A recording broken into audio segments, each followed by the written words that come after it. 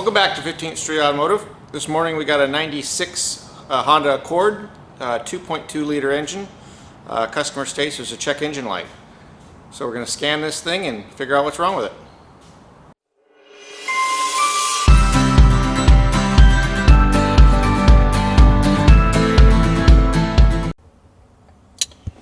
Alright, so on these early Hondas, Honda decided that the assembly line diagnostic link should go in the center console behind the ashtray.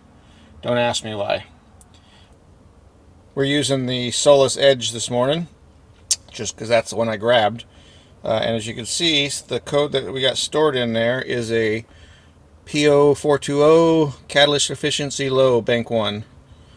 So let's look at the scan data and see what we see. Alright, so we got the car running. We're in closed loop. As you can see, the top graph there is the bank 1 sensor 1 oxygen sensor, and it's switching up and down just like it's supposed to.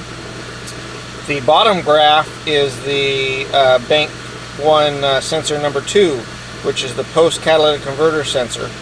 And what we want to see on that, on a healthy catalytic converter, is the signal basically steadies out at a straight line at about 0.6 of a volt.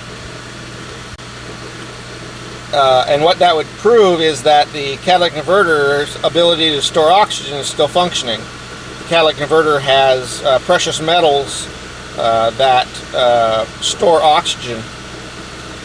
The fact that the oxygen sensor is rising and falling on that lower graph indicates that the oxygen storage capability of the catalytic converter has failed. That should be a nice straight line at about 0.6 of a volt. So let's put this thing up in the air and take a look at this catalytic converter and see if we can see anything noticeably wrong with it.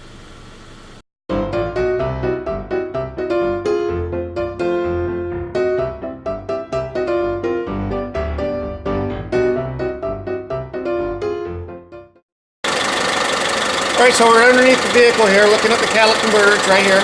This is the rear O2 sensor that we were just testing up there, the sensor number 2.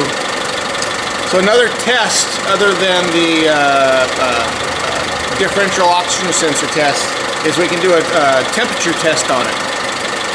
So what we'll do is we use our infrared temperature gun.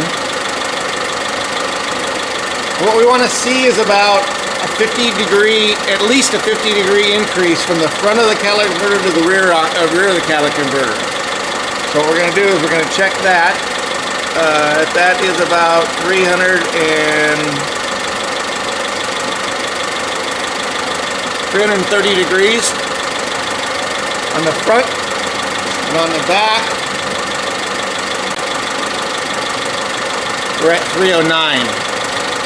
So we're hotter in the front than we are in the back. That means it's cooling it instead of heating it, which is another indication that the catalytic converter is dead.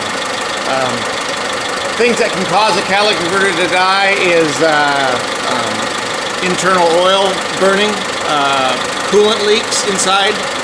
Misfires can kill a catalytic converter really fast. So if your engine is misfiring and your check engine light is flashing, that's a sure indication that you're damaging your catalytic converter.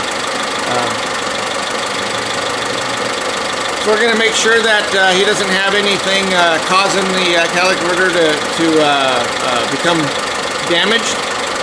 If everything checks out okay, we're going to install a new catalytic converter. So the way a catalytic converter works is it's got several precious metals inside there that will store oxygen, and then it uses that oxygen to bond to the carbon monoxide, turns that carbon monoxide into carbon dioxide, which obviously is a healthier gas than carbon monoxide. So we test, the two tests that we do on that catalytic converter is number 1, it's oxygen storing capability, and that's what we do with the oxygen sensor differential test. We did that with the scanner. The second test is we test for temperature.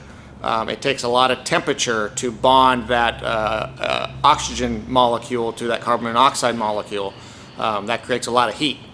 So we can see if it's not creating heat, then it's not doing its job of bonding that oxygen oxygen molecule to the carbon monoxide molecule. So between the two tests, we can verify whether the catalytic converter is doing its job. This one is not, so we're going to replace it.